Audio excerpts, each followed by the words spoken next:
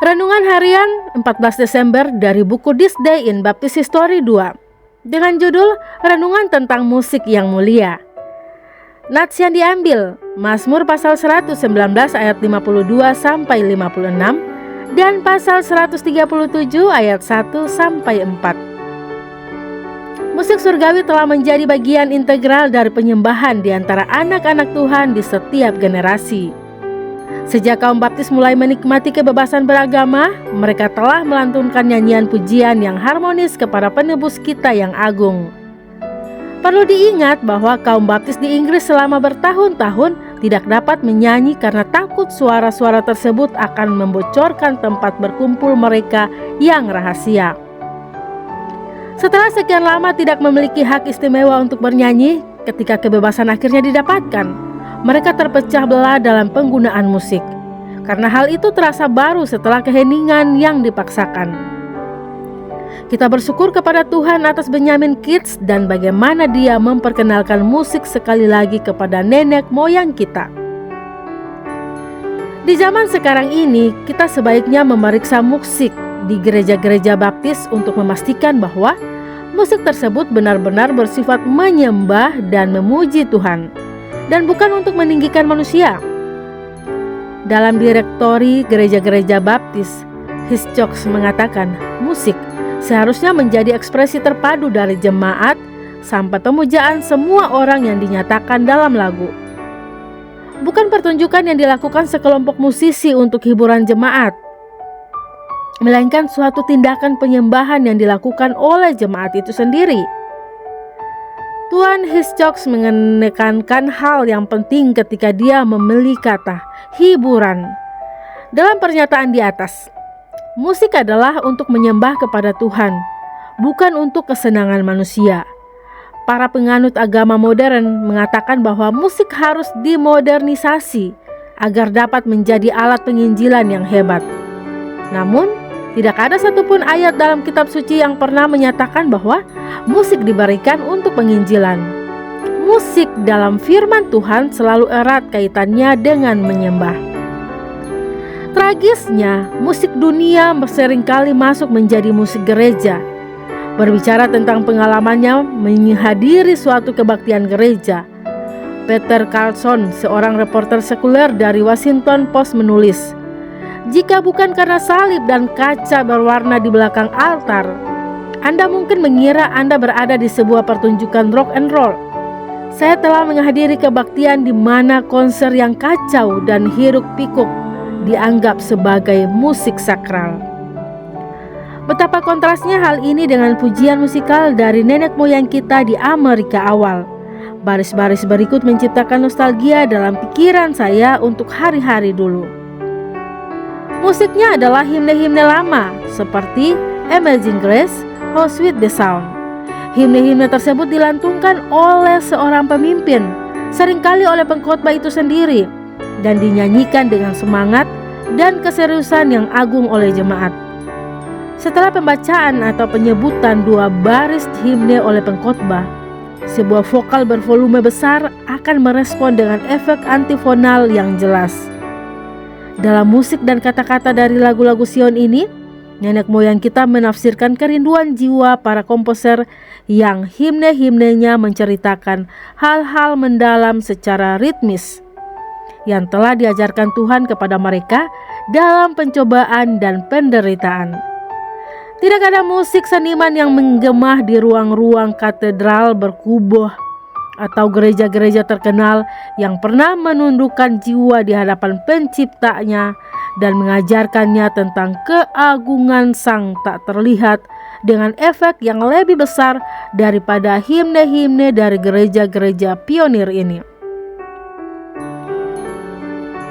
Mereka memenuhi kebangunan sederhana itu dengan melodi yang pasti dipahami para malaikat. Sebuah harmoni yang merupakan suara permohonan dan harapan. Suaranya bergema jauh hingga ke ruang-ruang katedral yang tenang di dalam hutan. Dan di sana bercampur dengan kicau burung dan celoteh aliran sungai. Atau menjadi simfoni yang indah dengan rintihan angin dan gumauan awan musim panas yang bergemuruh. Dengan himne-himne lama tersebut, banyak musik populer di gereja-gereja saat ini tidak layak untuk dibandingkan. Umat baptis di koloni-koloni Amerika mulai bernyanyi di kebaktian umum sejak pertengahan abad ke-17. Elias Keats membawa antusiasme ayahnya untuk bernyanyi di depan umum. Kaum baptis Welsh menetap di Newcastle, Delaware, gereja Welsh Tract. Mereka memperkenalkan nyanyian di kalangan kaum baptis di koloni tengah. Dan kaum baptis Welsh lainnya menjadikan nyanyian sebagai bagian penting dari gereja Great Valley dekat Philadelphia yang didirikan pada tahun 1711. Sungguh menghangatkan hati untuk menyadari bahwa Tuhan memberikan sebuah lagu kepada pengkhotbah tua Welsh, Abel Morgan, di malam paling gelap dalam hidupnya. Abdi Allah itu berlayar ke Amerika dari Bristol, Inggris pada tanggal 28 September 1710. Namun angin yang berlawanan membuat kemajuan tidak mungkin dilakukan dan kapal tersebut ditahan di Cork, Irlandia. Perjalanan baru dapat dilanjutkan pada tanggal 19 November. Sebelum 1 bulan berlalu, abdi Allah itu telah menguburkan putra dan istrinya yang masih kecil di laut. Pada tanggal 14 Desember 1710, hari ini, putra Abel meninggal dunia. Dan 3 hari kemudian jenazah istri tercintanya pun diturunkan ke laut. Perjalanan melintasi Atlantik berlangsung selama 11 minggu. Dan secara keseluruhan dia berada di kapal selama 22 minggu. Kapal berlabuh di Philadelphia pada tanggal 14 Februari 1711.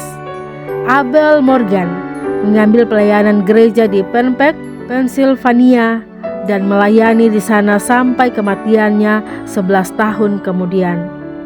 Kehidupan Abel Morgan dan kehidupan gerejanya diwarnai dengan nyanyian pujian yang kudus. Nyanyian pujian seperti itu telah membedakan kaum baptis selama bertahun-tahun keberadaan kita.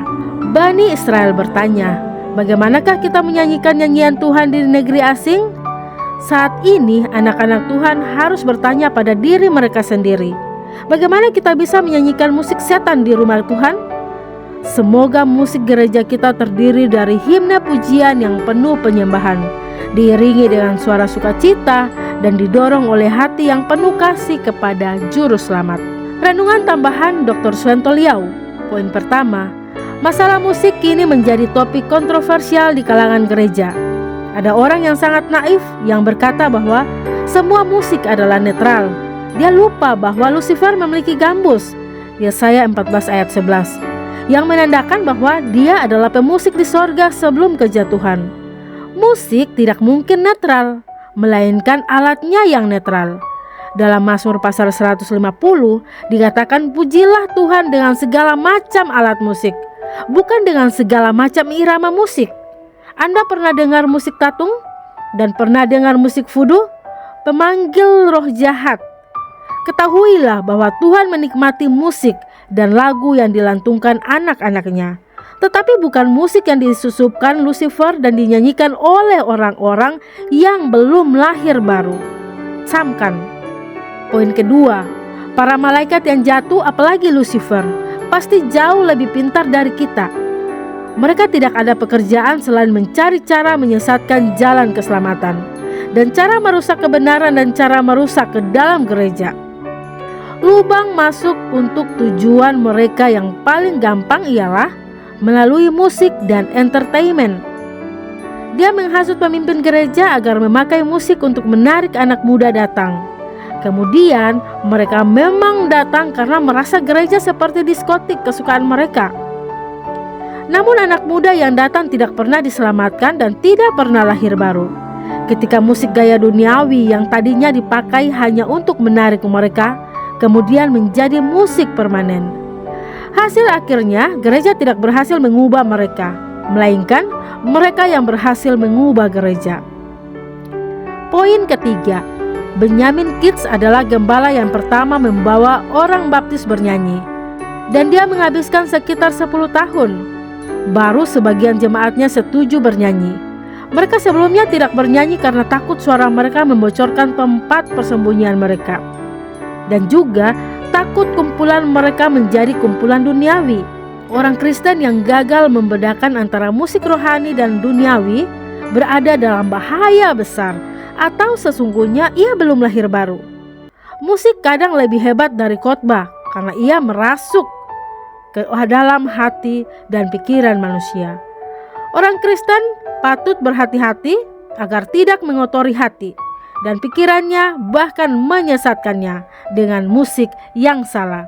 Demikian renungan hari ini 14 Desember bersama saya Lina Dadi.